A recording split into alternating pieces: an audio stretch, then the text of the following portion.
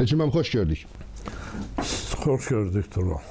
Ümid edirəm bu dəfəki mövzumuz daha xoş əhval-ruhiyyə üzərində qurulacaq. Ümid eləyək. Çünki mövzumuz sülhdür. Sülhün nə dərəcədə əhəmiyyətli olduğunu biz son 2-3 ildə daha yaxından gördük. Antiterror əməliyyatından sonra ki, artıq təmas xətti yoxdur, əskərlər bir-birlərinə gül atmır, şəhid vermirik, yaralımız olmur. Bu baxımdan sülhün nə qədər əhəmiyyətli olduğunu xalqlar, hər iki xalq çox yaxından dərk elədi. Ötən günlərdə Ermənistanda sülh körpüsü platforması çərçivəsində dərin masa keçirildi və hər iki ölkənin nümayəndə heyətləri arasında görüş oldu, müəyyən ərazilərə baxış keçirildi. Mənə maraqlıdır, bu prosesi siz necə görürsünüz, sülh prosesini? Ümumiyyətlə, sülh elə bir şeydir ki, əmin-amanlıq olan yerdə insan yaratmağa, nəyisə qurmağa meyilli olur. Yəni, onun fikri, ay müdafiə olunum, ay necə həlak olmayım kimi fikirlərlə beyni dolmur və o başlayır məişətinin, həyatının daha rahat olması üçün nəsə bir şeylər düşünməyə, layihələr olur, nə bilim, deyir ki, hə, suyumuz var, amma zəifdir, gəlin bunu daha yaxşı eləyək, nə işıq çəkək, neyniyək, mən belə çox bəsit misallarla deyirəm bunu. Və təbii ki, bundan sonra insanlar qrup yaratmağa başlayırlar. Təbii, məsələn, elə Roma imperiyasının özünü götürək. Roma imperiyası işğal edə getdi və sonradan başladı nəsə qurmağa. Mədəni elementlər o vaxt üçün nəsə gətirməyə, nə bilim, kiməsə nəsə öyrətmək istədi, amma özü də barbarların əlindən məhv oldu. Nəyə görə? Çünki mədəniləşdi. Sülhə meyilli oldu, rahat həyata meyilli oldu, amma o birisilər hələ sülhə getmək üçün gərək savaşaydılar. Özlərinə daha yaxşı həyat qurmaq üçün. Nəysə, söhbət ondan gedir ki, sülh normal bir şeydir. Cəmiyyət üçün, sivilizasiya üçün lazımlı bir şeydir ki, inkişaf eləmək mümkün olsun. O ki, qaldı bizim vətəndaş və ekspert cəmiyyətinin nümayəndələrinin sülh körpüsü deyilən layihə çərçivəsində Ermənistana getməsi, konkret Çaqqazorda olublar. Maraqlı şeydir, çünki birinci dəfə 5 nəfər getmişdi, indi 19 nəfər gedib, artıq dairə genişlənir.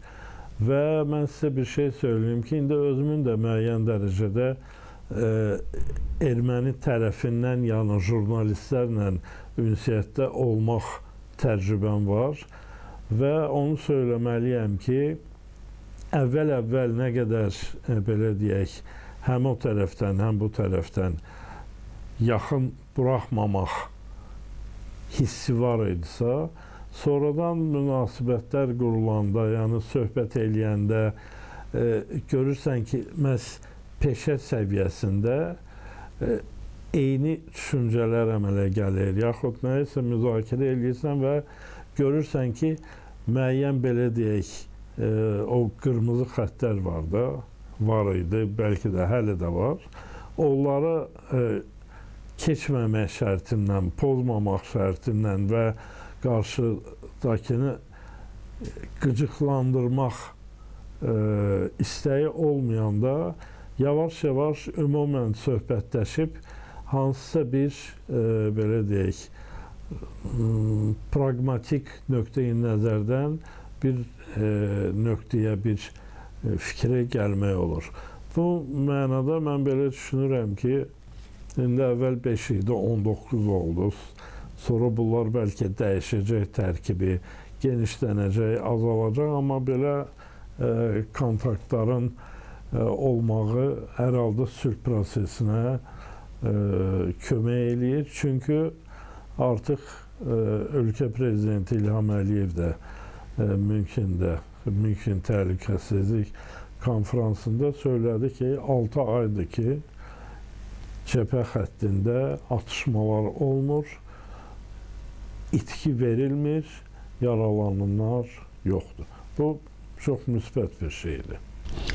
Ekspert cəmiyyəsinin təmasları yəqin ki, davam eləyəcək. Səfərlər buradan ora, oradan bura. Eyni zamanda hökumətlərin sülh niyyəti ortadadır. Azərbaycanın konkret olaraq müəyyən tələbləri var ki, o tələblər təmin olunandan prezidentin dediyi kimi dərhal sonra sülh imzalanmağa hazırdılar. Bəs xalqlar necə? Sizin fikrincə sülhə hazırdırmı? Çünki neçə illər boyu ortada böyük itkilər olub hər iki tərəfdən, qan tökülüb, bir çox insanların ailələrində bu müharibənin qurbanları var. Yaralarımız yəni hələ də göynüyür. Belə bir məqamda xalqların sülhə hazır olduğunu düşünürsünüzmü?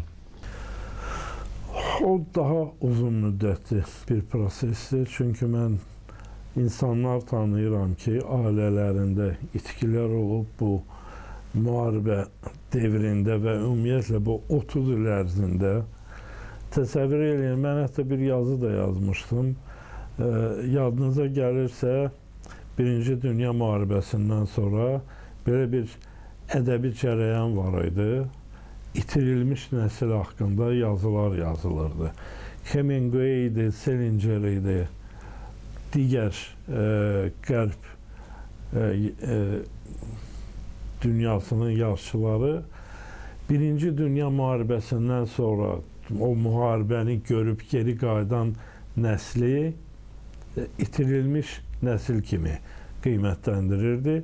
Və bizdə indi tam itirilmiş demək istəmirəm, amma təsəvvürünüzə gətirin ki, 30 il ərzində bizdə hər halda Azərbaycanı nəzərdə tuturam.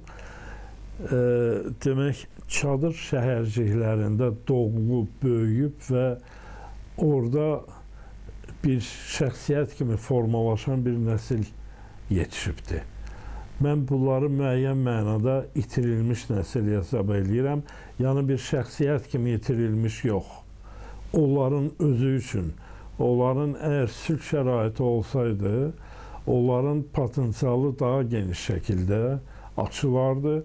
Onlar daha, belə deyək, təhsilli, daha rahat, daha mədəni mühitdə böyümüş olardılar. Çünki təsəvvürünə gətir ki, çadır şəhərciklərində, yayda, qışda nə abır qalırdı, nə ismət qalırdı. Yəni bu məişət şəraitinin özü insanları çox pis günə salırdı, pis vəziyyətə salırdı və insanlar o acı həyatı bir elə asanlıqla unuda bilməzlər.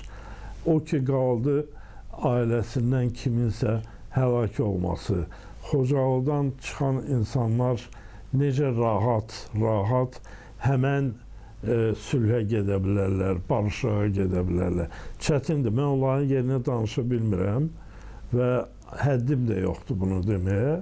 Amma onlar üçün bu təbəqə o tərəfdə də var müəyyən mənada, amma ən çox başı bəlalar çəkmiş bizik, biz tərəfdir.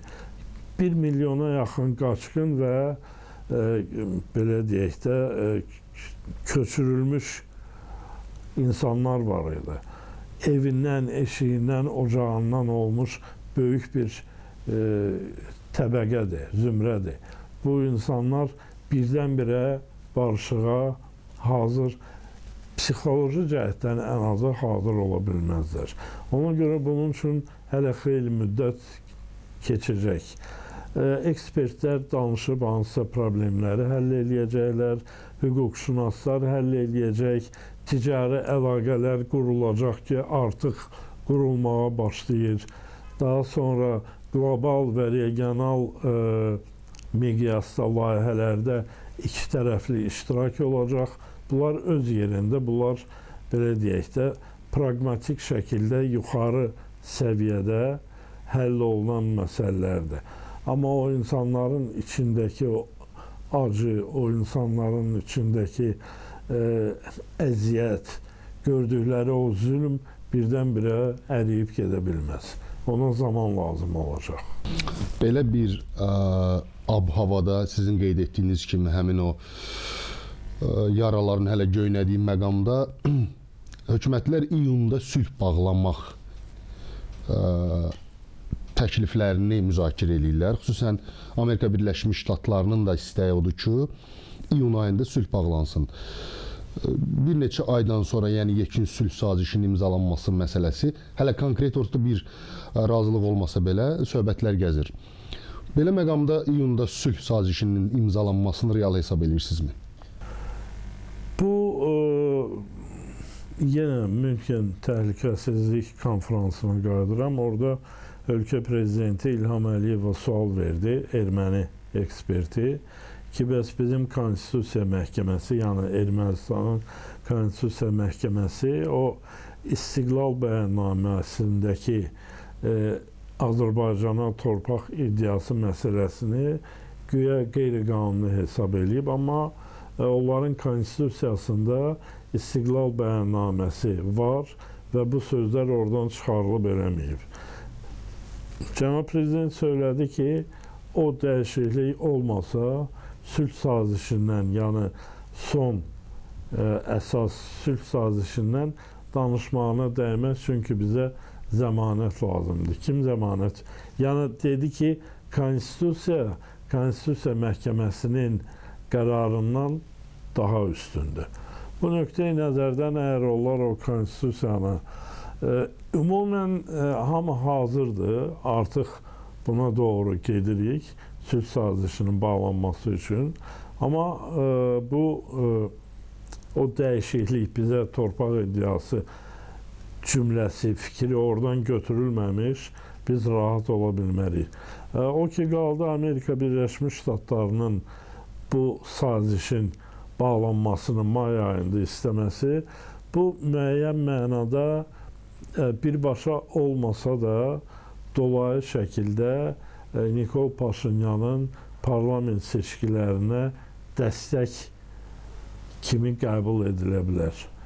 Çünki may ayında bu sülh imzalansa, iyunda səhv etmirəmsə, onlarda parlament seçkiləridir və həmin parlament seçkilərində Paşinyan partiyasının qalib gəlməsi üçün bir zəmin ola bilər.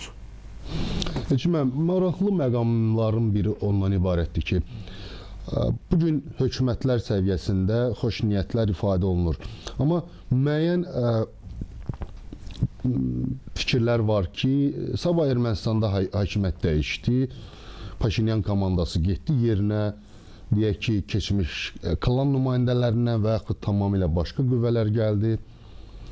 O zaman həmin o yeni gələn qüvvə Azərbaycanla sülhdə maraqlı olacaqmı, yoxsa biz yenidən qayıdacağıq həmin gərginlik mərhələlərinə? Müəyyən mənada gərginlik ola bilər ilkin mərhələdə, amma mən bu sualı erməni ekspertlərinə də vermişəm. Cavabları belə olub və məntiqə uyğun cavabdır. Deyir, hətta Köçəryan belə qayıdıb gəlsə, o tripə qarşı heç nə eləyə bilməz. Yəni, başına at təpməyib ki, Trumpa və ümumən Amerika Birləşmiş Ştatlarına qarşı getsin. Yəni, onlarda belə bir qüvvə, belə bir təpər yoxdur. Ona görə mən belə düşünürəm ki, hətta hakimiyyət dəyişsə belə, təbii ki, bu istiqamətdə çox rahatlıqla indi müəyyən münasibətlərimiz var. Bunlar müəyyən mənada və müəyyən zaman kəsiyində biraz ləngiyə bilər, amma ümumən proses artıq, belə deyək, Qarbaçovun sözü var idi, proses paşol. Proses getdi, başlayıb. Ona görə onun qarşısını almaq düşünmürəm ki, mümkün olsun. Rəsmi Bakının siyasəti çox korrektəli həyata keçirilir. Demək, bir tərəfdə sülh siyasəti, sülh prosesi, digər tərəfdə Bakıda Qarabağ separatçılarına hökm oxunma prosesi gedir. Bu gün də Vardanyan 20 il müddətinə azadlıqdan məhrum edildi. Diqqət çəkən məqam odur ki, bunlara burada o cəzaların verilməsi artıq Ermənistan cəmiyyətində əvvəlki qədər etirazla qarşılanmır. Sanki onlar erməni cəmiyyəti belə bu qərarı ədalətli hesab edirlər. Bakı məhkəməsində həmin separatçılara verilən hökmləri. Bu proses yəqin siz də qəbul edersiniz ki, sülhə hər hansı bir formada mənfi təsir eləyə bilməz. Cinayət və cəza deyilən bir şey var. Cinayət törədilibsə onun cəzası olmalıdır. Və cəza çəkilmədən, cəza kəsilmədən rahatlıq olmayacaq. Və oradakı cəmiyyət də təbii onlar da anlayırlar ki, və məsələn mən belə düşünürəm, bəlkə də belə deyil, amma hər halda məntiqlə düşünəndə həmin insanların o bizdə demək məhkəməyə çıxarılmış erməni separatçılarının hal-hazırda ayağının yer alması, yaxud burada bəraət qazanıb, yaxud da onları birdən-birə deyək ki, hə, yaxşı, durun, gedin, cəhənnəm olun Ermənistana desək, Paşinyanın özünə ziyandır. Çünki onlar gəlib onu geriyə çəkəcəklər. Yəni, o irəliyə getməyə qoymayacaqlar. İndi Paşinyan hər halda işin nə yerdə olduğunu anlayıb və Azərbaycanla kəllə-kəlliyə gəlməkdən vaz keçib artıq. Ümumiyyətlə, orada pragmatizm yavaş-yavaş başlayır üstələməyə o separatçı meyilləri və anladılar ki, bir şey var da, Tural, məsələn, indi siz də olubsuz, mən də dəfələrlə olmuşam, azad olunmuş bizim ərazilərdə bir 20-21-ci ildəki vəziyyətə bax, bir də indiki vəziyyətə bax. Əgər insan o Qarabağ torpaqlarını özünkü saysaydı, onlar orada qrup yaradardılar nəsə. Heç nə yoxdur, veranxana idi. Heç nə eləməmişdilər. Səngər qazmaqdan başqa, o da Ağdam Füzuli istiqamətində heç nə yox idi. Darmadağın idi hər şey. Bircə Xankəndində nisbətən babat idi, çünki özləri orada yaşayırdı. Amma necə deyim, indi bunlar sadəcə olaraq Qarabağ torpaqlarında olan təbii sərvətləri istismar edirdilər. Özü mən 100% əminəm ki, Ruslarla bir yerdə. Bütün Rusiya ilə demirəm, amma müəyyən qism var idi. O, güya sülh məramlılar idi. Nə edirdilər orada? Oradakı mədənlərin istismarını təmin edirdi onlar. Başqa bir şey eləmirdilər. Sonradan məlum oldu, Köçəryanın payı var, Sarkisyanın payı var, nəyi var, nə idi maraqları? Ancaq ciblərini doldurmaq. Ona görə nə milləti düşünürdülər, nə orada qrup yaratmaq fikirləri var idi. Söhbət bundan gedir. Ona görə də mən belə düşünürəm ki, onlar cəzalarını çəkməlidir. İndi sonradan bir neçə ildən sonra kim birbaşa ağır cinayət törətməyibsə, insanların qanını tökməyibsə, onları bəlkə Ermənistan tərəfə cəzalarını Ermənistanda çəkmək üçün ötürə bilərik. O da hələ hipotetik bir şeydir, məlum deyil. Amma bir də var, onları burada saxlayırsan, yedirdirsən, bunlara xərc çəkirsən, sənlə mənim ödədiyimiz vergilərdən erməniləri borutduyuruq burada. Niyə? Yəni, bu biraz sıxırda məsələdir, amma belə şeyləri də nəzərə almaq lazımdır. Bütün dövrlərdə, istər bizim bölgəmizdə, istər imperiyanın ətrafındakı özünün arxa bağçası saydığı bölgələrdə sülhə qarşı olan yeganə qüvvə Rusiya olub. İstər birinci Qarabağ müharibəsinin təşkilatçısı deyək, ilham vericisi deyək, Rusiya olub. İstər ikinci Qarabağ müharibəsində yenə müharibənin dondurulmuş vəziyyətdə qalmasına çalışan Rusiya olub.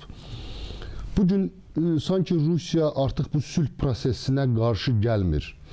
Necə düşünək, gələ bilmir, gücü mü çatmır, yoxsa nədir onun səsini kəsən? Gücü çatmır. Gücü çatmır ona görə ki, bu bəyənmədiyimiz Marksın bir sözü var da, bir alt qurum var, bir də üst qurum. Alt qurumları demək olar ki, yoxdur. Alt qurum iqtisadiyyatı nəzərdə tuturam. Əgər iqtisadi cəhətdən Rusiya güclü olsaydı, özünə əmin olsaydı, mən sizi inandırıram ki, Ukrayna ilə müharibə etməzdi. Hakimiyyətdə qalmaqdan ötürü müharibə etdi. Bir var ölkənin intensiv inkişaf eləməyi, bir də var ekstensiv. Ekstensiv inkişaf ancaq belə deyək, özgələrinin payını əlindən almaq hesabınadır. Kobud şəkildə deyirəm. Yəni, burada istismar olmalıdır, burada yeni işğal olunmuş ərazilər yaxud sahələr olmalıdır ki, sən əhalinin qarnını doydurasan. İntensivsə yeni layihələrdir, texnologiyalardır, öz daxilində işləyib yeni nəsə bir şey qurursan. İqtisadi cəhətdən indi təsəvvürünüzə gətirin ki, tək bir Kaliforniya ştatının ümumdaxili məhsulu bütün Rusiyadan 2 dəfə artıqdır, bəlkə də 3 dəfə. Nə gözləyəsən bu ölkədən? Gücü çatmır. Gücü çatsaydı bizi əldən verməzdi və bu müharibə də onlara həm Azərbaycanı, həm də Ermənistanı öz əlinin altında saxlamağa imkan verirdi. Ona görə Rusiya heç vaxt sülh istəməyib burada.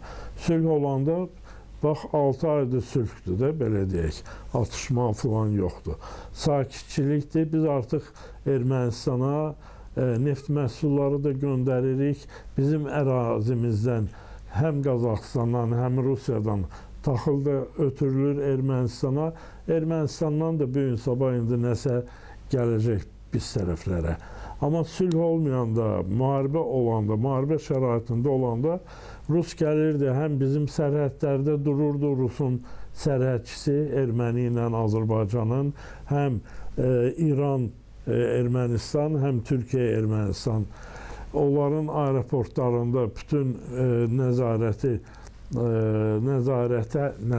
eləyən, belə deyək, Ruslar idi, Rus əskərləri idi. Ermənistanın dəmir yolları Rusiyanın əlindədir, Rusiya şirkətinin. Yəni, bu ölkə tamamilə Rusiyadan asılı vəziyyətdə idi. İndi Amerika vitse-prezidenti Vance gələndə nədən atom enerjisi və atom, belə deyək, sülh atomunun inkişafı üçün Ermənistana 9 milyard dollarlıq bir kömək, yardım göstərəcəklərini imzaladılar. Yəni, Rusiya indi bu demək Vance'in səfərindən sonra deyir ki, hər bir ölkənin müstəqil şəkildə xarici siyasətini qurmağa haqqı var. Və biz, yəni Rusiya, Ermənistan və Azərbaycanla həm iqtisadi, həm energetika, həm də mədəni sahələrdə əlaqələr quracağıq, inkişaf elətdirəcəyik. Bundan əvvəl sizə mane olan kim idi? Yəni, müharibə eləməyəydiniz, bütün bunlar olaydı. Yəni, Rusiya ancaq deklarativ bir şeylər deyir, imkanı yoxdur. Pulu ola bilər ki, var, kağıt şəklində. Amma o pul, inflyasiya nədən irəli gəlir? Yəni, iqtisadi cəhətdən, maddi cəhətdən o pulun altında heç bir, belə deyək, maddiyyat olmayanda o konfet kağızına çevrilir. Və ona görə də inflyasiya əmələ gəlir. Rusiyada da ola bilsin, indi çap eləyirlər pulları, nə bilim, sonradan, belə deyək, dollarlar da var idi, neft və qazın ixracından əldə olunan vəsait idi. İndi hər yerdə embargodur, sanksiyalar qoyulub, ona görə Rusiyanın vəziyyəti yaxşı deyil və ağlı çatmadı, Ukrayna ilə müharibəyə başladı. Belə düşünürdü ki, 3 günə Kiyevi alacaq, alınmadı. Ümid və arzu edək ki, ən yaxın zamanda yekun sülh sazişi imzalanacaq və bölgəmizdə sülh və əmin-amanlıq hökm sürəcək. Sizə isə vaxt ayırdığınız üçün təşəkkür edirik. Təşəkkür edirəm suallarınıza görə və dəvətə görə. Çox sağ olun, Tural.